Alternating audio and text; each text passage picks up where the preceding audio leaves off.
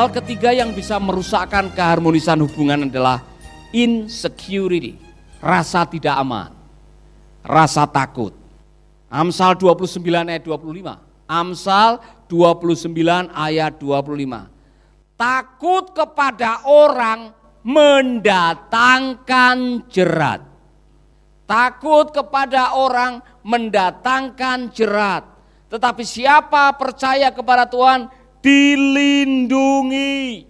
Ketakutan menghancurkan hubungan. Kalau tidak percaya, baca Kejadian 3 ayat 10. Ketika Adam dan Hawa lari dari hadirat Tuhan karena dosa, kemudian Tuhan mencari dia. Adam, di manakah engkau? Ada kalimat, ketika aku mendengar bahwa engkau ada di dalam taman ini, aku menjadi takut.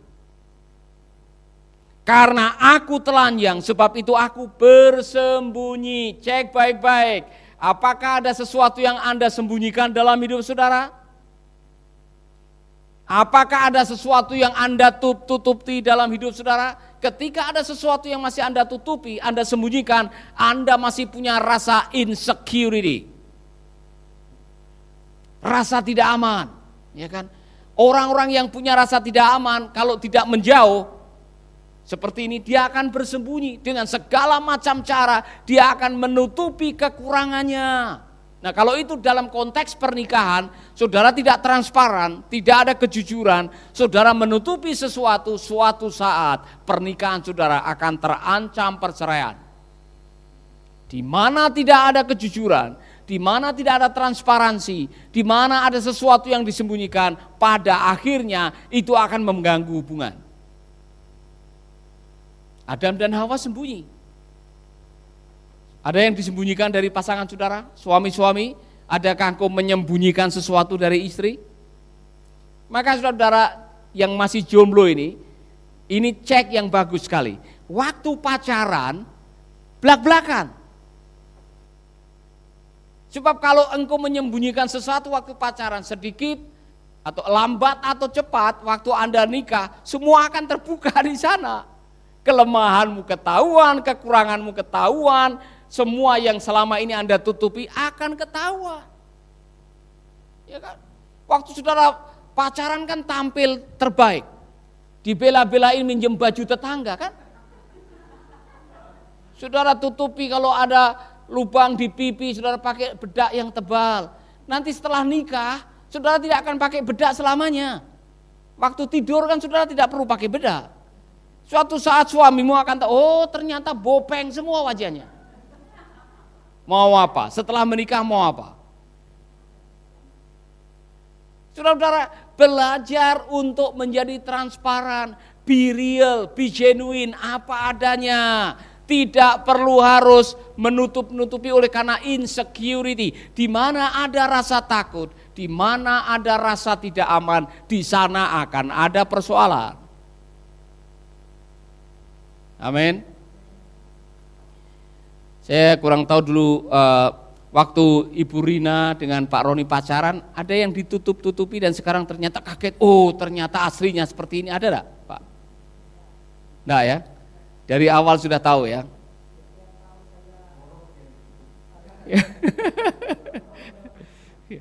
Saudara-saudara, belajarlah transparan apa adanya. Nah kalau saya dengan Ibu Yeye dulu apa adanya. Ya kalau dia tanya, seandainya dia tanya waktu itu, apa modalmu menikah? 3 celana, 3 baju, 3 kaos. Tidak ada apa-apa. Saya mengaku terus terang siapa saya terus terang dengan keluarga dan sebagainya. Jadi tidak ada yang ditutup-tutupi. Saudara-saudara, jangan sampai hidup Anda habis hanya untuk menutupi sesuatu. Dan Anda cemas dan khawatir karena takut kalau ketahuan apa yang Anda tutup-tutupi. Jadilah seperti dirimu sendiri. Be real. Amin. Haleluya. Obatnya 1 Yohanes 4 ayat 18. Apa? Kasih. Kenapa? Di dalam kasih tidak ada ketakutan. Kalau saudara mengasihi, dengar baik-baik, yang membuat Anda ketakutan karena Anda coba menutupi diri. Karena Anda lebih berfokus pada diri sendiri. Kasih itu memindahkan fokus. Ketika Anda mengasihi pasangan Anda, fokus Anda kepada pasangan Anda, bukan kepada Anda. Maka ketika kasih Anda kepada pasangan, fokusmu pasangan, rasa tidak aman bukan masalah lagi bagi saudara. Karena fokus saya adalah pasangan saya. Seandainya dia kok melihat siapa saya, tidak ada masalah. Karena itu bukan fokus saya lagi.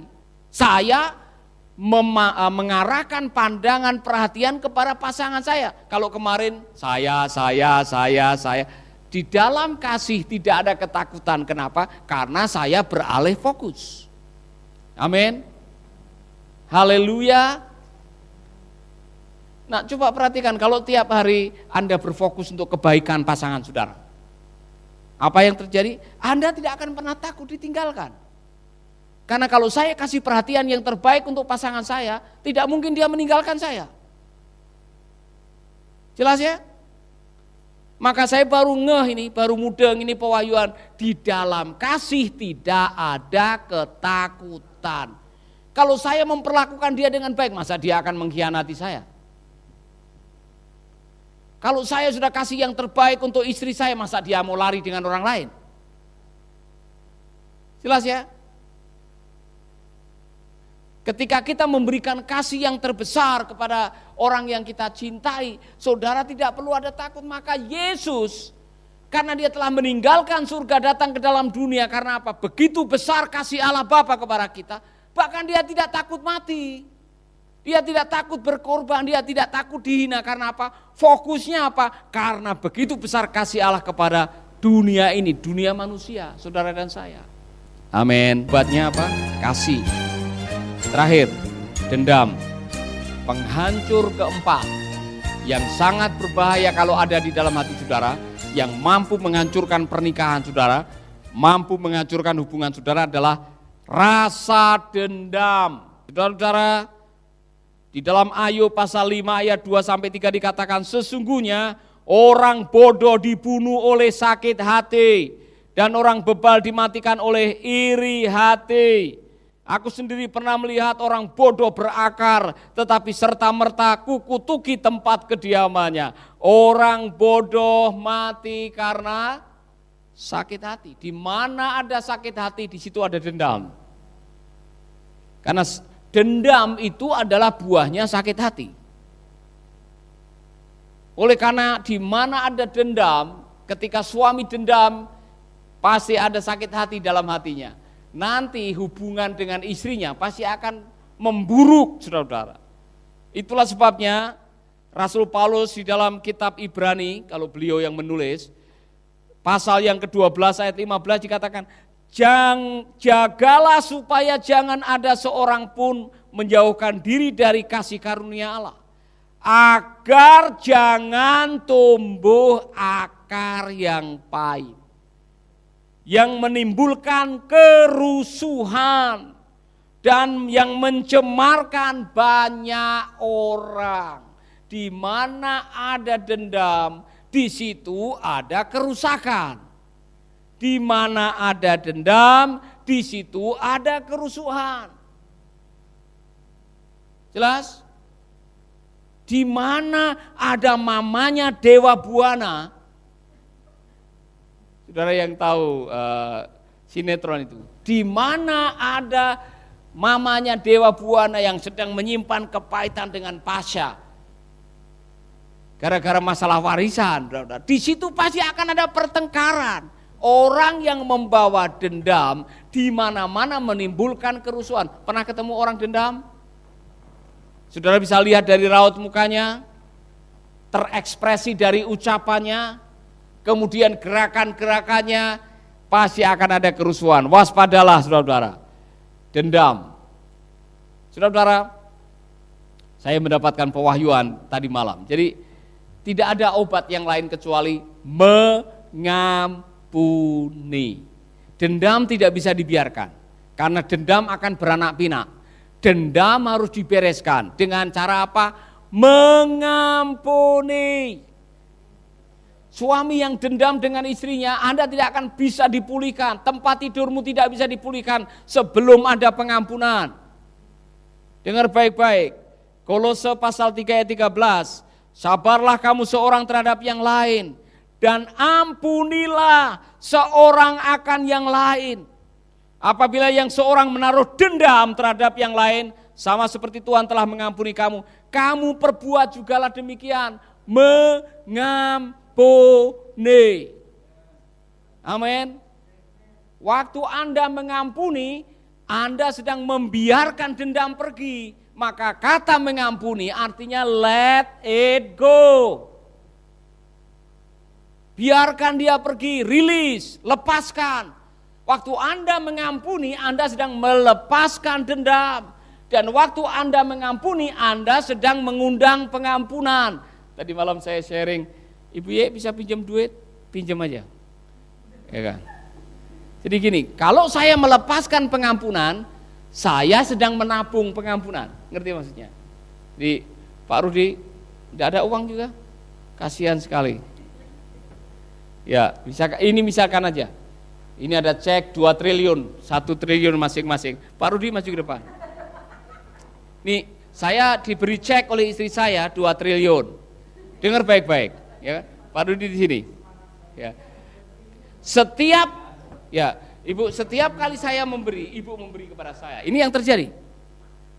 Setiap kali saya memberi pengampunan, rilis 1 triliun, saya menabung, Ibu, Ibu kasih saya.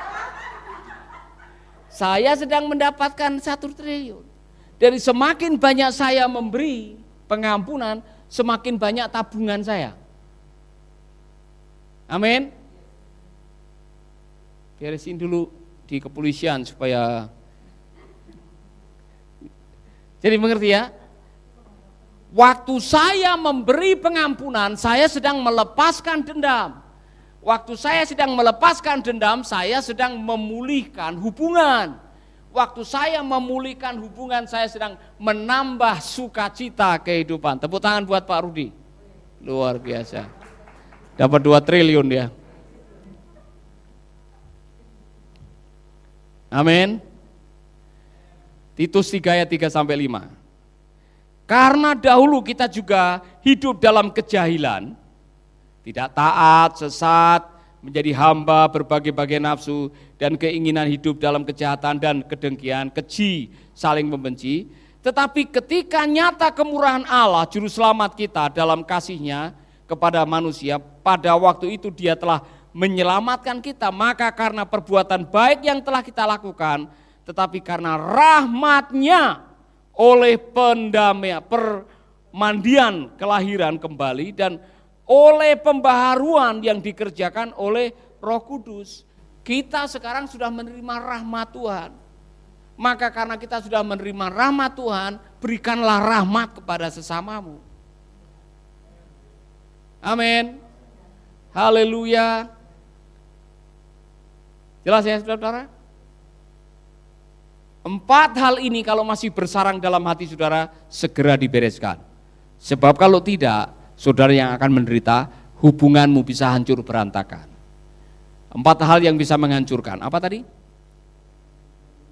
Mementingkan diri sendiri. 2, kesombongan. 3, insecurity, rasa takut. 4, rasa dendam. Dan Alkitab sudah memberitahukan obatnya masing-masing. Untuk mengobati yang namanya mementingkan diri sendiri, perhatikanlah orang lain. Untuk mengobati kesombongan, jadilah rendah hati. Untuk mengobati rasa takut, kasihilah. Karena kasih menghilangkan rasa takut.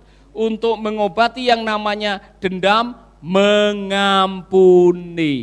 Saya tidak tahu situasi saudara, tapi waktu saudara mendengarkan firman Tuhan ini, kemudian saudara mengatakan, Pak, ada 2 di dalam hubungan saya yang saya belum beres. Saya masih sombong, saya belum bisa mengampuni.